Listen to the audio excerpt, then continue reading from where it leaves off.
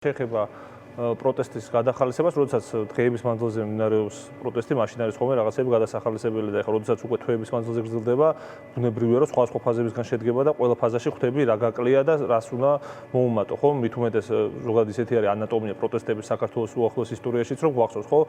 88 წლიდან დაწყებული ნოემბრის შიმშილობა, მე დუღილი იყო, მაგრამ მაინც აპრილში აფეთქდა სიტუაცია, ასე იყო ყოველთვის, ანუ გაზაფხულზე ბუნებრივად უნდა მოხდეს უფრო მეტად დაძაბო, ეს ხდება ხოლმე საქართველოში საპროტესტო მოძრაობებმა გვაჩვენა, მით უმეტეს ესეთი უპრეცედენტო საპროტესტო მოძრაობა მე პირადად არ მახსოვს, მე არ მოხსნები ვარ ყოველ შემთხვევაში, ამიტომაც ახლა თავად რაც არის, რომ უფრო აქტიურები უნდა გავხდეთ და მათ შორის რაღაც დასკვნები უნდა გავაკეთოთ წარსულიდან. ხო, პირველი დასკვნა რაც უნდა გაკეთდეს ჩემი აზრით არის, არ უნდა ვისაუბროთ ეგრეთ წოდებულ კანონებზე, ჩვენ ახლა თუნდაც უახლოეს თვეების მანძილზე მოვისმენთ ბევრი განცხადება ჩვენი საერთაშორისო პარტნიორების მხრიდან, ხო, მაგრამ მათი განცხადება პანაცეა არ არის, როცა ისინი საუბრობენ გარკვეული კანონების გაწევაზე, როცა საუბრობენ გარკვეული ტყვეების თავისუფლებაზე, ჩვენ ხო კარგად გავიაზრეთ ივანიშვილის ბუნება და მისი ასე ვთქვათ დიქტატურის არსი, ხო? ბარტყების გადმოგდებით ხეირობს მხოლოდ ივანიშვილი, მხოლოდ ოლიგარქი ხეირობს, როდესაც ქვეყანაში დიქტატურა საბოლოოდ ფორმდება, ამ დროს ერთადერთი მოთხოვნა უნდა იყოს ხელისუფლების წასვლა დემონტაჟის სისტემის, იმიტომ რომ თუ ჩვენ მივახცევთ, რომ მაგრამ რა თქმა უნდა მივახცევთ იმას, რომ ტყვეები გათავისუფლდნენ, მაგრამ ყოველთვის როცა გარკვეულად იხევდა ხოლმე ამ ხრივ უკან ივანიშვილი, რამდენიმე თვეში უკვე ჩნდებოდა ახალი პარტია სინდისის პატიმრების, როდესაც პროპორციულ არჩევნებს გვერდებოდა, ისევ გადაგვაგდებდა. ამიტომაც ამ რეჟიმთან შესვლა აი ესეთ ტიპის დისკუსიაში, რომ აი რაღაც დათმობებზე წამოვიყვანოთ, არის სტრატეგიულად და ტაქტიკურად არასწორი. ჩვენ უნდა ვიყოთ ძალიან კაფიოები პოზიციაში, ხო? როცა საუბრობენ, აი შემოაგდო თემა ივანიშვილის პროპაგანდამ, ეგრეთ წოდებული ადგილობრივი თვითმმართველობის არჩევნების საქმით. ამაზე არ საუბარი კი არ არის გამოსავალ. უნდა ვთქვათ, რომ ეს არ შედის საერთოდ ხის წესრიგში. შეუძლებელია ქვეყანაში, სადაც პოლიტიკურ პროცესს აზრი აღარა აქვს, არჩევნები გაუქმდა. ხო, ამბობს რომ გაუქმდა, ანუ სპეცოპერაცია თუ იყო და თუ თავხდებით, რომ ეს არ იყო არჩევნები, ანუ სპეცოპერაცია თუ ჩაატარა ამ ხალხმა და ევროპული ინტეგრაციის პროცესი ბოლომდე შეაჩერა და ყველა მექანიზმი რაც მეტად ნაკლებად აბალანსებდა ამ რეჟიმს არის ანულირებული. ამიტომაც უნდა ვიყოთ უფრო კაფიოები, სისტემის დემონტაჟი უნდა მოვითხოვოთ. აი თვითმმართველობის არჩევნებთან დაკავშირებით, ანუ ახლა ამაზე საუბრის დრო არ არის პოზიცია დამეთანხმებით. თუ ისე ფიქრობ, როგორც შენ თქვი, მაშინ უნდა თქვა, რომ ან არიღებ საერთოდ მონაწილეობას, ან ვიღებ. ეს არის, ან კი არის, ან არა, ხო? ანუ ამის დრო არ არის ხომ ვერ არ არის პოზიცია ბუნებრივი. ამიტომ თქვენ ეთერშიც ნახეთ, მოისმინეთ ვიცი ეს პოზიცია და მეც ბოლო ერთ დღის მანძილზე ყველა ეთერში თუ სადაც ვიყავი, ამას ღიად ვიძახი, რომ არ ვაპირებთ. ეს თქვენთან დაკავშირებით არ მაქვს ნაციონალურ მოძრაობასთან, ვინაც მითხრა პეტრეცისკარიშვილმა ხალხსახალხომ არა. ხალხსახალ გეუბნებით, ეხაც არას, ანუ ეს არ გადაიხედება ეგ ამბავი. კი არ გვაქვს, კაცო, მე უბრალოდ ვიძახი, რომ როცა ამ ასეთ თემები შემოდის, მეთქი, კაფიოები უნდა ვიყოთ. ანუ ეხა აღარ არის რაიმე ტიპის კოლაბორაციის დრო, როდესაც რეჟიმი არის ამ სტადიაში, როდესაც ბოლომდე აქვს გამოჩენილი თავის სახე და ბოლომდე არის ჩახსნილი დასავლურ ვექტორს და ივანიშვილს გაცხადებული აქვს, რომ რასაც ვერ ბედავდა, ვერ აკეთებდა ამ წლების მანძილზე, ეხა გაბედა და ეხა გაკეთა. ამიტომ ეხა არანაირ მოლაპარაკებებს ამ კუთხით რომ რაღაცა დაგვითმე და ჩვენ ამას ვიზავთ, აზრი არ აქვს. ამ სისტემის დემონტაჟი ამ რეჟიმის პირობებში არჩევნები, რომელიც ჩატარდება, იქნება 26 ოქტომბრის გამეორება და თუ ეხა კიდევ გვინდა იგივე ტყუილში და ფარში მონაწილეობის მიღება, ეს კიდევ ძალიან პრობლემური ყოფილა და გააქვთ ამ კუთხით კოორდინაცია, მაგალითად თქვენ აი ოთხ პოლიტიკურ ძალას რომ აი რავშვებით დავუშვათ თვითმმართველობის არჩევნებამდე თუ მივედით აი ამ მოცემულობაში პროტესტით, მაგრამ მანამდე სხვა არჩევნები, ანუ რას ვამბობ, იცი? ახალი საპარლამენტო არჩევნები იქნება თუ არ იქნება, ეს არ ვიცით, მაგრამ აი თვითმმართველობის არჩევნები არის ის, რომელიც წერია, რომ იქნება, ანუ გარდაუვალი ამბავია და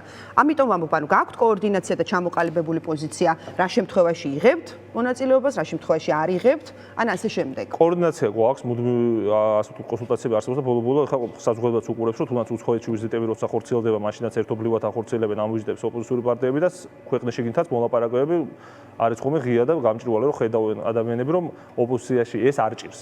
მაგრამ ახლა რაც შეეხება პოზიციებს კონკრეტულ პოლიტიკურ ძალებმა თვითონ უნდა განაცხადონ, ახლა ჩვენ მათ მაგილოთ ვერ მივიღებთ ამ გადაწყვეტილება და თვითონ უნდა განაცხადონ. კაფიოთ რაც შეეხება ასევე კიდევ ერთ ძალიან მნიშვნელოვან საკითხს, სადაც მინდა ვისაუბრო, ეს არის ამ მოთხოვნებზე, როცა ვსაუბრობთ, რომ აი მოთხოვნა არის ვადამდელი არჩევნები, ან თავისუფალი არჩევნები, ახალი არჩევნები და პოლიტიკური ტყვეების გათავისუფლება, როცა ჩვენი მოთხოვნას ვაჟღებთ, ეს ორი მოთხოვნა, კი არა, განსხვავდება ჩვენი მოთხოვნისგან, ხო, ჩვენ რა ხედვას გვაქვს, ხო? პირიქით ეს მოთხოვნები გულისხმობს იმას, რომ სისტემის დემონტაჟი უნდა მოხდეს, თორე თუ სისტემის დემონტაჟი არ მოხდა, ახლა თუ სუსი აღარ აქვს ივანიშვილს, თუ ცესკო ვეღარ აკონტროლებს, მაშინ ვეღარ არის ხელისუფლებაში, ამიტომაც უბრალოდ უფრო კაფიოები უნდა ვიყოთ, რაც მოვითხოთ, თორე ახლა თუ თქვა ივანიშვილმა, რომ მე ვინიშნავთ არჩევნებს და მორჩა ეს არის თქვენი მოთხოვნა, ამიტომაც ვიძახი, რომ უფრო კაფიო უნდა გახდეს, თორე სულის კვეთს შეკეთებას ამ აქციების მოთხოვნების კი არ განვასხვავებთ ჩვენი მოთხოვნით. პირიქით, ის რომ რეალისტური იყოს ეს სულისკვეთება და ნამდვილად იყოს ასახული, ივანიშვილის ბუნებიდან გამომდინარე, რომელიც იტყუება ხოლმე და რომელიც თითქოს და საპროტესტო ყველა საპროტესტო მოძრაობას რაღაც დონეზე აკმაყოფილებდა ეს კაცი, ვითომ მოცივნისიც დააკმაყოფილა, შემდგომში ეს პასიანის ამბები იყო ისიც დააკმაყოფილა, მაგრამ შემდგომში კი არ აკმაყოფილებდა. ამის კამუფლაჟს ახდენდა, რომ თითქოს რაღაც დონეზე აცხრობდა ტალღას და შემდგომში ისევ თავის მიზანს ასრულებდა. ამიტომ ეხლა ჩვენ ამ შეცდომის გამეორების უფლება აღარ გვაქვს, ასეთი დელეგიტიმაცია არ მოხდა ამ რეჟიმის არასოდეს და თუნდაც ამ არჩევნებზე როცა ვსაუბრობთ, თავარი პრობლემა იონიშვილის რა გახლავთ? საპროტესტო მოძრაობის თავარი მიღწევა რა არის? მათ შორის ოპოზიციური პარტიების თავარი მიღწევა და არასამთავრობო ორგანიზაციების და ყველასი აბსოლუტურად, რომ ლეგიტიმური არ არის ეს კაცი. ანუ პრობლემა თუნდაც როცა ვსაუბრობთ, რატო გაიქცა ადამიანი საქართველოსთან, ან რატო შეიძლება გაიქცეს, ან რატო შეიძლება ბევრი პრობლემა ჰქონდეს არაეფექტურობასთან დაკავშირებით, ეკონომიკურ შემოსავალთან დაკავშირებით, ბევრ კუთხით რატო აქვს ეს პრობლემა, იმიტომ რომ ლეგიტიმური არ არის. აქამდე ახერხებდა და მიუხედავად არჩევნების გაყალბების და ნაკლები მასშტაბის რაღაც დონეზე ლეგიტიმაცია ჰქონდა საერთაშორისოც და ადგილობრივ. ეხლა ეს ლეგიტიმაცია არ აქვს. ლეგიტიმაცია როცა არ გაქვს, რეგიონალურ სახელმწიფოებს უჭირთ ხოლმე და ასე ვთქვათ, გაკონტროლება სიტუაციის და ისეთ ძალებს, რომელთაც გლობალურ სახელმწიფოებაზე აქვთ პრეტენზია და ეხლა ივანიშვილის საქართველოს ამ მხრივ არის ძალიან მძიმე მდგომარეობაში. ამიტომ ეს ჩვენ უნდა გამოვიყენოთ.